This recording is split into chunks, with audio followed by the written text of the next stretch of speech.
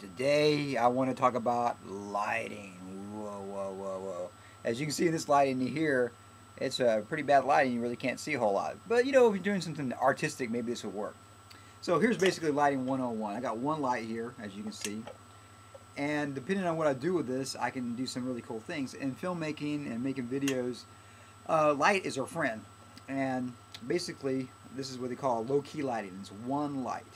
And you can see on here, I have the light pointed this way, that this side of my face is lit up and this side of the face has shadows, and as I move my face away from it, you can see it even more so, like that.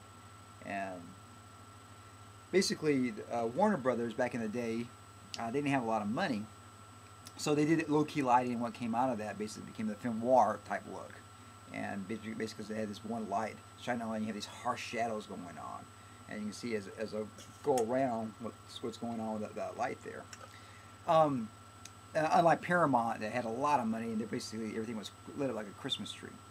When you do a film, you want what's called dynamic lighting. You want something that has some 3D effect to it. So you can see here with this shadows here, and this part that's lit up here, there's definitely some type of a 3D effect going on with this particular picture here. And folks that do photography and do portraits and whatnot have known this for, of course, for forever. Basically flat lighting, which I really can't do with this one light hardly, but anyways, this is some bad looking light there, to be honest. And again, you can do a lot of things with effect with lighting. This light is obviously too close for my hand to do because I'm blowing it out. And basically, the closer you get to it, the more intense it gets, as you can see. The further away, and again, I can only go 3 feet away from my face. I'm just going to go a little bit further. You can see that there's the effect on that. So depending on how far back you bring a light, you can have a lot of effect what's going on.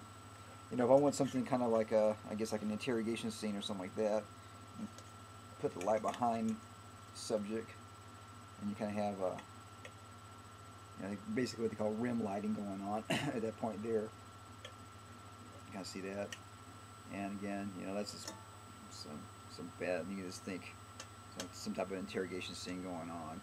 And you can get some cool dynamic lighting going on with that. So anyways, that's lighting 101. Pretend this is the sun, and you got 5 o'clock sun coming down at you. Usually, well, at least where I'm at, the sun's kind of this area at 5 o'clock. And so when I take pictures, if I put my face right to it, I'm going to pretend to move the sun around. See how it's not dynamic. So what I really need to do, here's the sun. So I need to move my face, and I'll pretend the sun's here. That's the sun. And then I can't look straight on, so I'm going to go a little bit at an angle, take a picture this way, and I'm going to have this part lit up, this part here is shadow.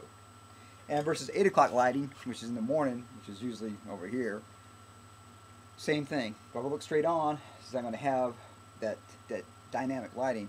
Go like this, take a picture with the camera.